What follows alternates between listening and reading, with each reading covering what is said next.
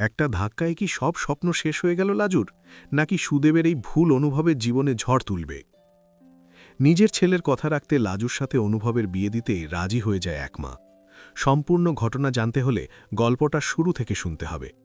শুরুতেই দেখা যায় লাজুকে নিয়ে সুদেব গ্রামের বাড়ির পথে রওনা দিয়েছে, কিন্তু লাজুর মন খুবই খারাপ। পথ চলতে চলতে সুদেব জিজ্ঞেস করে, হ্যাঁ রে, তুই এমন চুপচাপ কেন? আমি তো তোকে আমাদের বাড়িতে নিয়ে যাচ্ছি, তাতে মন খারাপ করার কি আছে? কিন্তু লাজু আর কোনো উত্তর দিতে চায় না। বারবার কথা বলতে চাইলে সে মুখ ফিরিয়ে থাকে। তখন সুদেব একটু অনুরোধ করে বলে, লাজু, একবার অন্তত আমার কথা শোন। কিন্তু তাতেও লাভ হয় না। তখন লাজু ধীরে ধীরে বলে, তুমি কার কথায় এসব করলে? তুমি কি বুঝতে পারছো না, তুমি যাকে খুশি করতে গিয়ে আসলে আমারই ক্ষতি করছো? তার তো কিছুই হচ্ছে না, সব দোষ এসে পড়ছে আমার উপর। তুমি এই কাজটা একদম ঠিক করনি। সুদেব একটু লজ্জা পেয়ে বলে, আমি কারোর কথা শুনে করিনি। তুই তো জানিস আমি তেমন বুদ্ধিমান নই, হয়তো ভুল করে কিছু বলে ফেলেছি। তখন লাজু বলে, না, তুমি এমন কথা বলতেই পারো না।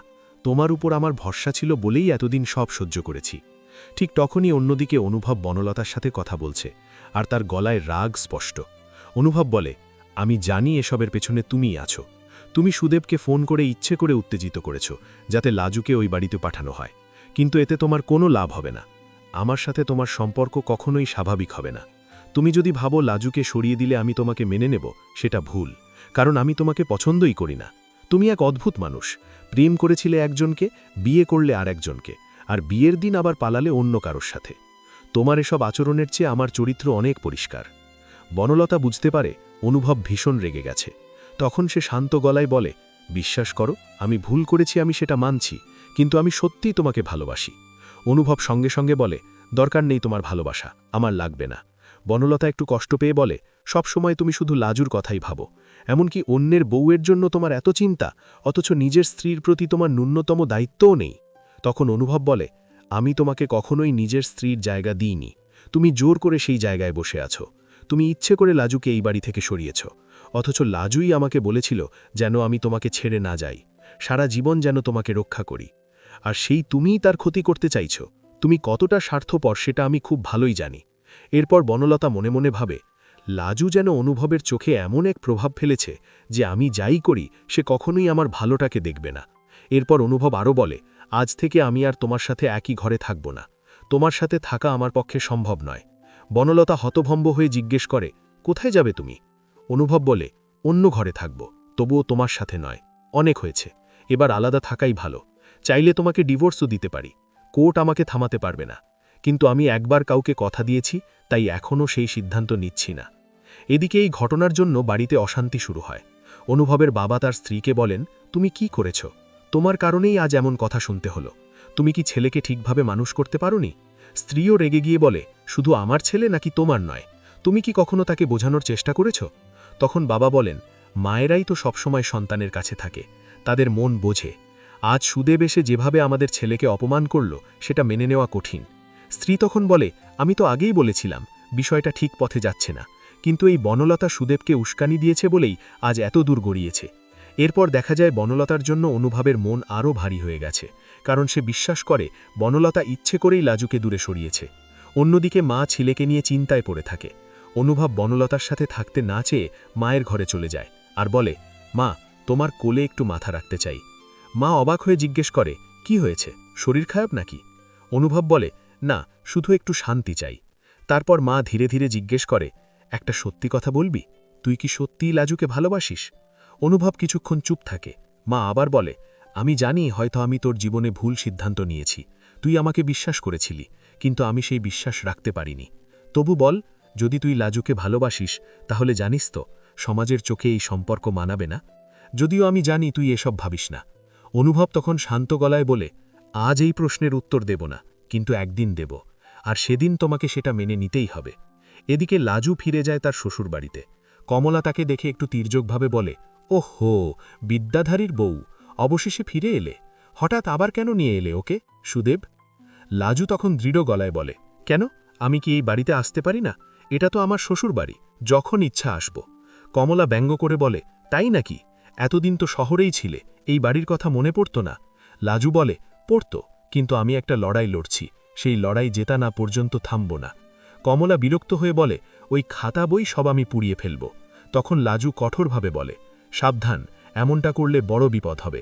কমলা বুঝতে পারে লাজু কতটা জেদি, আর সুদেবকে দোষ দিতে থাকে। কিন্তু সুদেব তখন চুপ হয়ে থাকে। গভীর রাতে হঠাৎ অনুভব ফোন করে লাজুকে জিজ্ঞেস করে, তুমি ঠিক আছো? তুমি চলে গেলে কেন? লাজু শান্তভাবে বলে, আমি ঠিক আছি, ওখানে থাকা আর সম্ভব হচ্ছিল না, তুমি এসব নিয়ে চিন্তা করো না। অনুভব বলে, তুমি কি এখন পড়াশোনা করছো নাকি অন্য কাজ? লাজু বলে, বাসন ধুয়ে এখন পড়তে বসব। অনুভব বলে, মন দিয়ে পড়ো, এই পড়াশোনাটা খুব গুরুত্বপূর্ণ, নয়তো সব পরিশ্রম বৃথা যাবে। এরপর লাজু ঘরে গিয়ে বন্ধুর সাথে কথা বলতো, ক্লাসের সব খবর জেনে নিচ্ছিল। ঠিক তখনই সুদেব ঘরে ঢুকে সন্দেহের চোখে বলে, এই রাতে কার সাথে কথা বলছো? তোমার কি প্রেমিক ফোন করেছে? লাজু রেগে গিয়ে বলে, এসব বাজে কথা বলো না।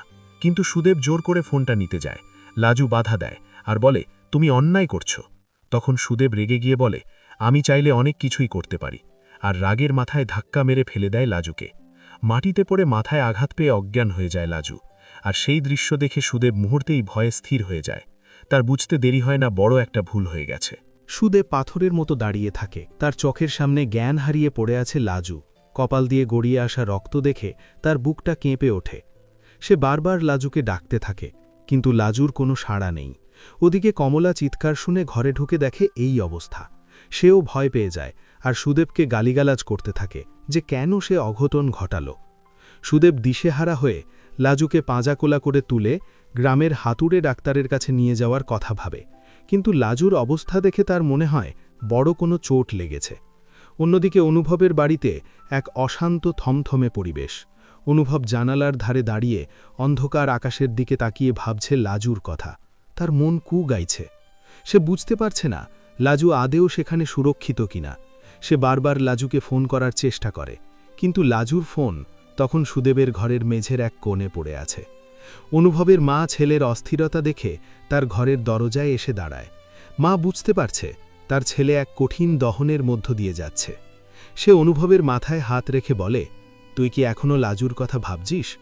অনুভব বলে, মা, আমার বুকটা ফেটে যাচ্ছে, মনে হচ্ছে লাজু কোনো বড় বিপদে আছে। আমি কি এখনই ওখানে যাব? মা বলে, পাগল হয়েছিস? এই মাঝরাতে যাবি কি করে? আর গেলেই বা লোকে কি বলবে? অনুভব বলে, আমি তো আর লোকের কথায় চলি না মা, তুমি তো জানো আমি শুধু ন্যায়ের পথে চলি। কিন্তু আজ আমার মনে হচ্ছে লাজুকে ওই বাড়িতে পাঠিয়ে আমি সব থেকে বড় ভুলটা করলাম। বনলতা আড়াল থেকে সব শুনছিল। তার মনে ঈর্ষার আগুন জ্বলছে। সে ভাবছে লাজু দূরে গিয়েও অনুভবের মন থেকে এক চুল সরেনি। উল্টে অনুভব এখন তাকে ঘর ছাড়া করার হুমকি দিচ্ছে। বনলতা মনে মনে শপথ নেয়, যদি লাজু কখনো ফিরে আসে তবে সে এমন কিছু করবে যাতে লাজু চিরদিনের জন্য সবার চোখে অপরাধী হয়ে যায়। এদিকে গ্রামের বাড়িতে লাজুর জ্ঞান ফেরে না দেখে সুদেব মরিয়া হয়ে এক প্রতিবেশীর গাড়ি জোগাড় করে শহরের হাসপাতালের দিকে রওনা দেয়। তার মনে হচ্ছে যদি লাজুর কিছু হয়ে যায় তবে সে নিজেকে ক্ষমা করতে পারবে না। হাসপাতালে নিয়ে যাওয়ার পর ডাক্তাররা দ্রুত তাকে ওটিতে নিয়ে যায়। সুদেব বাইরে বসে অঝরে কাঁদছে। তার বারবার লাজুর সেই কথাগুলো মনে পড়ছে যে লাজু তাকে বিশ্বাস করেছিল বলেই এতদিন সব সহ্য করেছে, আর সেই বিশ্বাসের মর্যাদা সে রক্ত দিয়ে মেলালো।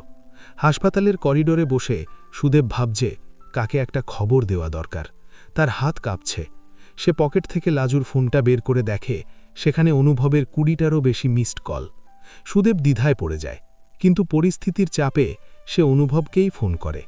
অনুভব ফোনটা ধরতেই সুদেব কেঁদে ফেলে বলে, অনুভব বাবু, সর্বনাশ হয়ে গেছে, লাজু হাসপাতালে, ও আর কথা বলছে না। অনুভবের পায়ের তলা থেকে যেন মাটি সরে যায়। সে আর এক মুহূর্ত দেরি না করে নিজের গাড়ির চাবি নিয়ে বেরিয়ে পড়ে। তার মা পেছন থেকে ডাকলেও সে থামে না। অনুভব যখন হাসপাতালে পৌঁছায় তখন ভোরের আলো ফুটছে। সে দেখে সুদেব এক কোণে কুকুরে বসে আছে। অনুভব সুদেবের কলার চেপে ধরে চিৎকার করে বলে, কি করেছিস তুই ওর সাথে? সুদেব মাথা নিচু করে বলে, আমি ইচ্ছা করে করিনি অনুভব বাবু, ও কার সাথে যেন ফোনে কথা বলছিল, আমার মাথাটা গরম হয়ে গিয়েছিল। অনুভব চিৎকার করে বলে, ও ওর বান্ধবীর সাথে কথা বলছিল, ওর পড়ালেখার খবর নিচ্ছিল। তুই তো জানিস না ও কতটা কষ্ট করে নিজেকে তৈরি করছে, তুই শুধু জানিস সন্দেহ করতে। অনুভব ডাক্তারের কাছে যায়। ডাক্তার বলে, মাথায় চোটটা বেশ গভীর, ইন্টারনাল হেমারেজ হয়েছে কিনা সেটা দেখার জন্য সিটি স্ক্যান করা হয়েছে। আপাতত জ্ঞান না ফেরা পর্যন্ত কিছু বলা যাচ্ছে না। অনুভব হাসপাতালের বেঞ্চে বসে পড়ে। তার চোখের কোণে জল। সে মনে মনে বলছে, লাজু, তুমি ফিরে এসো, তোমার ওই লড়াইটা জেতা এখনও বাকি। তুমি তো আমায় কথা দিয়েছিলে তুমি হার মানবে না, তবে আজ কেন এভাবে শুয়ে আছো? ওদিকে বনলতা সকালে উঠে দেখে অনুভব বাড়িতে নেই। সে যখন জানতে পারে অনুভব রাতে হাসপাতালের দিকে গেছে, সে রাগে ফেটে পড়ে। সে অনুভবের মাকে গিয়ে বলে, মা, আপনি কি দেখতে পাচ্ছেন না আপনার ছেলে কি করছে? পরস্ত্রীর জন্য সে সারা রাত হাসপাতালে পড়ে আছে, অথচ আমার কথা ভাবছে না। অনুভবের মা এবার রুখে দাঁড়িয়ে বলে, বনলতা, অনেক হয়েছে। অন্যের ঘর ভাঙার চেষ্টা না করে নিজের মনটা পরিষ্কার করো। লাজু মেয়েটা কোনোদিন তোমার ক্ষতি চায়নি, কিন্তু তুমি আর সুদেব মিলে ওকে মৃত্যুর মুখে ঠেলে দিলে। আমি আজ বুঝতে পারছি অনুভব কেন তোমাকে ঘৃণা করে। বনলতা স্তব্ধ হয়ে যায়। সে ভাবেনি শাশুড়ি তাকে এভাবে মুখের ওপর জবাব দেবে। এদিকে হাসপাতালে লাজু আস্তে আস্তে চোখ খোলে। তার ঝাপসা চোখে সে প্রথমেই দেখতে পায় অনুভবকে। অনুভব লাজুর হাতটা শক্ত করে ধরে বলে, লাজু, তুমি ঠিক আছো তো? লাজু ম্লান হেসে খুব ক্ষীণ গলায় বলে, আমি জানতাম তুমি আসবে। অনুভব বলে, তোমার কিচ্ছু হবে না, আমি তোমাকে এখান থেকে নিয়ে যাব। লাজু বলে, না, আমাকে আমার লড়াইটা ওই গ্রামেই লড়তে হবে।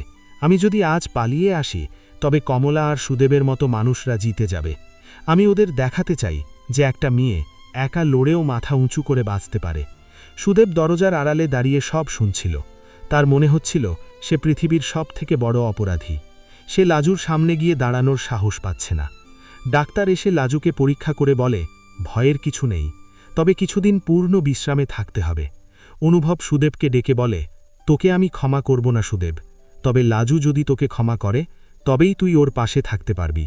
সুদেব লাজুর পায়ের কাছে বসে বলে, আমাকে পুলিশে দাও লাজু, আমি তোমার ওপর হাত তুলেছি, আমার জেল হওয়া উচিত। লাজু শান্ত গলায় বলে, জেল খাটলে কি আমার এই মাথার এই চোটটা সেরে যাবে?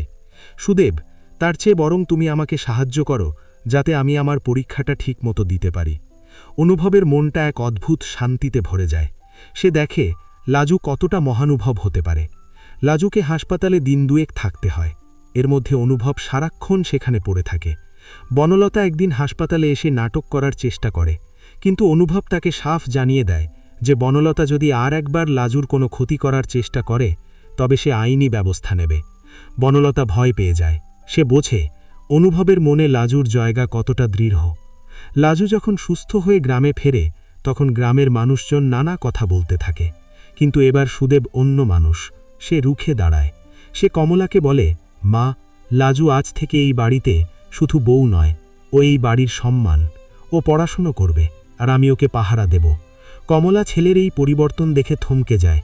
এদিকে অনুভবের মা অনুভবের কাছে এসে বলে, তুই তো কোনোদিন আমার অবাধ্য হোসনি, তবে আজ এক মা হিসেবে আমি তোকে একটা কথা বলি। অনুভব বলে, বলো মা।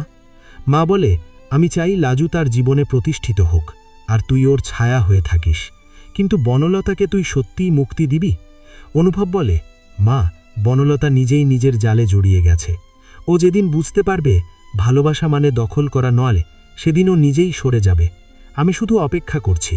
লাজু যেদিন নিজের পায়ে দাঁড়াবে সেদিন আমি সমাজের সমস্ত বাধা ভেঙে ওকে সম্মান দেব।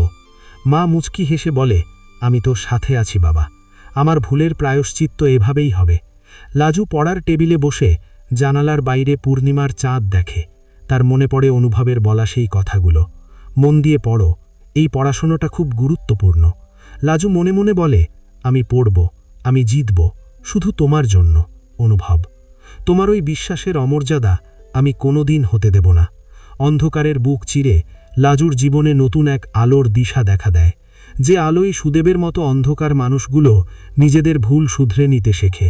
আর অনুভবের ভালোবাসা হয়ে ওঠে লাজুর একমাত্র শক্তি, যা তাকে প্রতিদিন নতুন করে বাঁচার প্রেরণা দেয়। এইভাবেই লাজু তার অসমাপ্ত লড়াইয়ের দিকে এক ধাপ এগিয়ে যায়, যেখানে কোনো ভয় বা সন্দেহ তাকে আর দমাতে পারবে না, কারণ তার পাশে আছে এক অটল বিশ্বাস আর এক পাহাড় সমান ভালোবাসা, যা পৃথিবীর যে কোনো ঝড় সামলাতে সক্ষম। এই দীর্ঘ পথ চলা হয়তো সহজ হবে না, কিন্তু লাজু জানে গন্তব্যে পৌঁছনোর আনন্দটা সব যন্ত্রণাকে ছাপিয়ে যাবে। আপনার মতে লাজুর এই অবস্থার জন্য আসলে কে দায়ী? বনলতার ষড়যন্ত্র নাকি সুদেবের সন্দেহ? কমেন্টে জানান। অনুভবের কি উচিত বনলতাকে ডিভোর্স দিয়ে লাজুর পাশে দাঁড়ানো? আপনাদের মতামত সবাই কমেন্টে জানান এবং লাইক কমেন্ট শেয়ার করে আমাদের চ্যানেলের পাশেই থাকুন। ধন্যবাদ।